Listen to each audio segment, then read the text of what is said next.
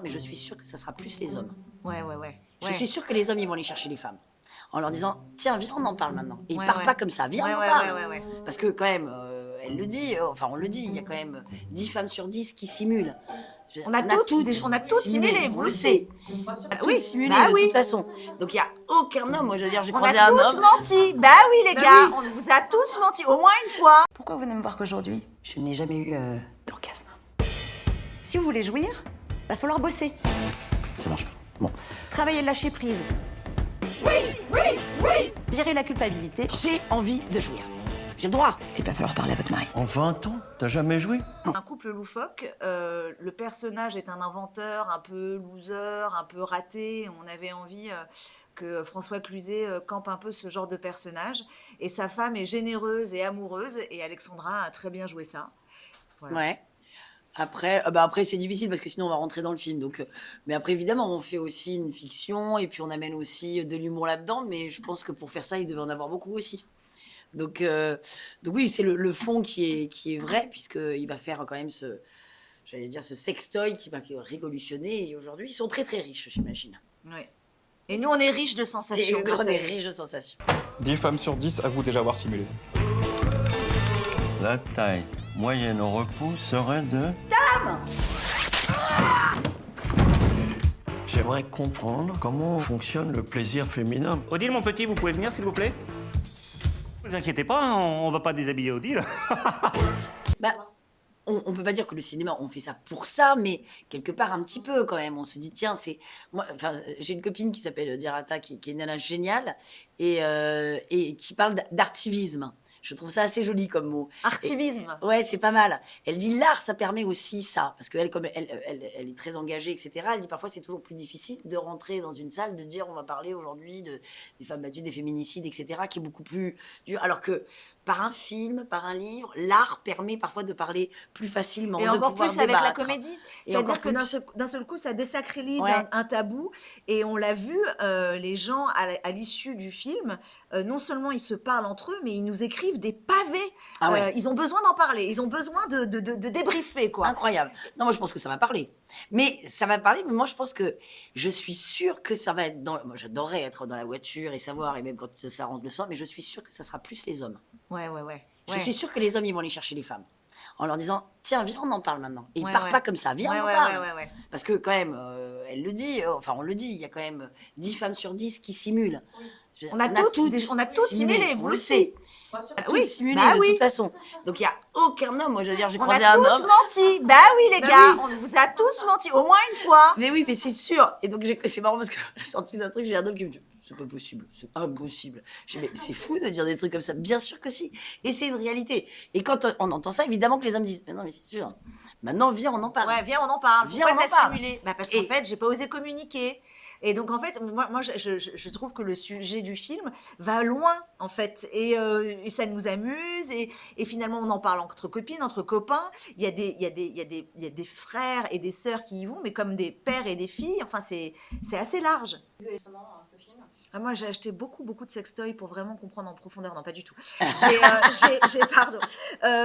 En fait, les recherches que j'ai faites étaient principalement sur l'histoire du plaisir féminin et le tabou que depuis 2000 ans, la société entretenait, parce que je me suis questionnée sur la raison pour laquelle une femme ne pouvait pas atteindre l'orgasme, et j'en suis venue à la conclusion que c'était principalement par culpabilité, et puis après par méconnaissance de son propre corps. Après, la fabrication d'un sextoy, c'est complètement accessoire. Ce qu'on raconte, c'est déconstruire un tabou, comment même Fanny va en parler à son mari, puis à sa fille, puis finalement au monde entier, et voilà. Oui, mais c'est vraiment une histoire d'amour. Moi, c'est ça aussi qui m'a plu dans ce film-là. C'est d'abord parce que le sujet, évidemment, surtout pour le plaisir féminin, puisque c'est comme vient de dire Rim, c'est quelque chose qui est tabou, qui l'est encore aujourd'hui. Hein. C'est pas, ça s'est pas arrêté la semaine dernière. Il y a vraiment encore un vrai sujet tabou là-dessus. Et c'est élégant et on le voit dans le film. C'est jamais malaisant. On n'est pas gêné, on n'est pas mal à l'aise. Il y a pas de voyeurisme. On ressent tout. Tout est suggéré, tout est élégant. Donc ça, déjà, c'était quand même sur le papier. Et puis on en a parlé aussi. Et puis une histoire d'amour. Et c'est rare d'avoir une belle histoire d'amour comme ça dans un couple. Je suis terrifié à l'idée de te perdre.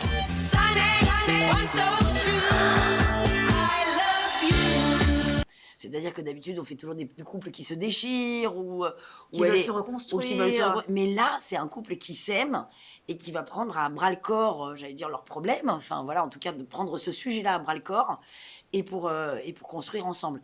Et c'est extraordinaire. Et en plus, je trouve que c'est intéressant parce que nous, les femmes qui parlons beaucoup, et souvent entre copines, on dit que même on est un peu cru, on peut être même plus cru que les hommes, finalement, on parle pas tant que ça.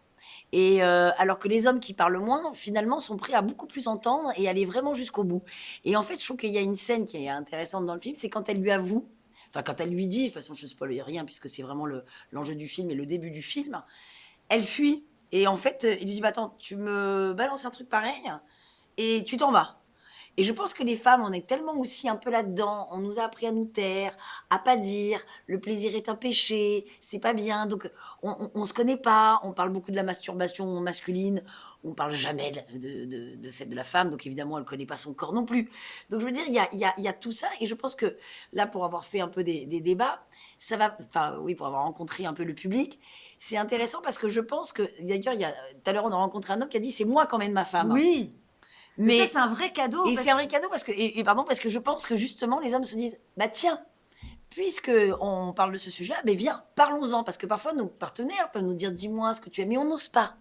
C'est marrant comme tout de suite, on se sent mal à l'aise de le dire, on se dit, ah, on va le vexer, alors Parce que pas qu'il y a du de tout. la pudeur, il y a du malaise, il y a Ouais. inconsciemment un genre de devoir conjugal où on se dit, bah, en fait, la priorité, c'est le plaisir de mon mari et puis moi, je suis là pour procréer.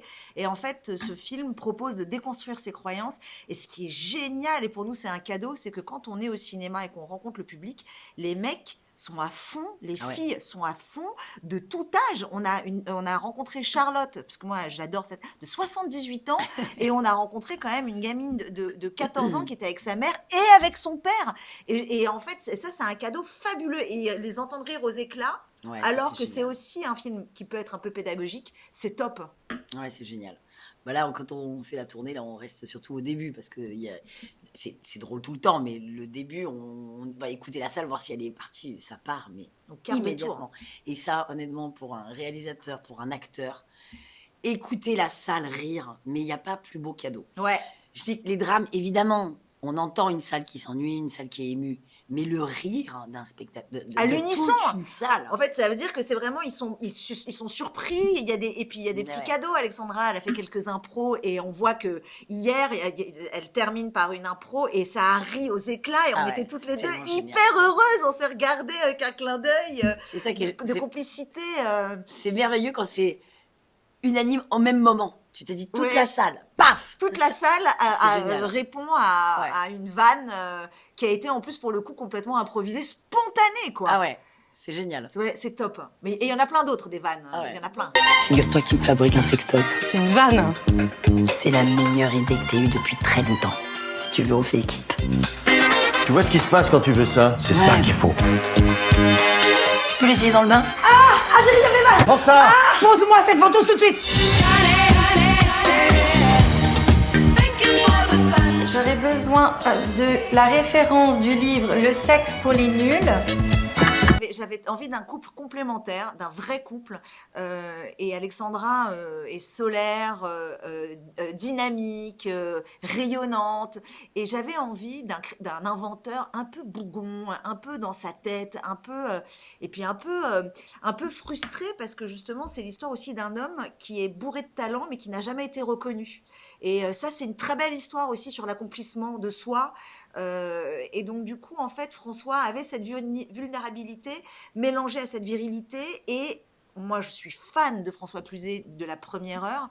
C'est un acteur hors norme et qui aussi impose une certaine élégance dont j'avais besoin pour ce film. Il y a certains acteurs qui sont super, mais François, il est aussi très élégant. Donc, j'ai un casting hors norme, extraordinaire, inédit. Et puis en plus, c'est que c'est des choses qui sont inexplicables. Il y a la magie. Ouais. On a fait cette scène, on s'est rencontré avec François tout de suite sur le tournage, la première scène la plus importante du film, puisque tout de suite on expose Le problème, le la problème et problématique, nos ouais. personnages. C'était immédiat. Ça fait partie de la magie. Ça, tu peux pas Ouais. non plus tout prévoir, parce que tu peux dire le couple marche bien, ça va être chouette, et bon, il faut qu'il se... Mais c'était tout de suite. C'est comme si ça faisait déjà 20 ans qu'on était en couple, comme si on se connaissait. Mais en fait, l'immédiateté était dingue. Hein. C'est vrai, et je pense que François et Alexandra se respectent énormément, enfin je ne le pense pas, j'en suis sûre, se respectent énormément mutuellement, Et François, en fait, a vu Alexandra aussi brillante qu'elle est, qui maîtrise extrêmement bien la comédie. Et Alexandra a eu un partenaire extrêmement instinctif. Et donc, en fait, la magie, elle a pris aussi de leurs deux races de personnages qui se sont super bien mélangés. Parce qu'ils ne sont pas forcément du même univers. Et c'est pour ça que je dis qu'ils étaient complémentaires. Mais il y avait aussi énormément de respect. C'était très beau. C'était très beau à voir. Super, c'est tellement rare d'avoir des histoires d'amour dans un couple. Et puis c'est un couple solide, à aucun moment, quand elle lui dit « j'ai jamais connu l'orgasme avec toi », à aucun moment elle a envie de le tromper. Non. Le problème n'est pas lui, et elle l'aime terriblement, mais ils s'aiment. Moi j'adore ce rapport entre les deux, parce que quand on était en tournage, on a commencé par tourner leur scène, et moi j'étais très embêtée en me disant « je vais avoir beaucoup de mal à faire vivre les personnages secondaires », tellement mon couple est extrêmement fort et on veut être que avec eux et on a envie d'aller au bout du monde avec eux. Donc quand ils font des conneries, parce qu'ils en font des conneries dans leur révolution du cul, comme dit leur fille, ils font plein de conneries, mais on les suivrait jusqu'au bout du monde.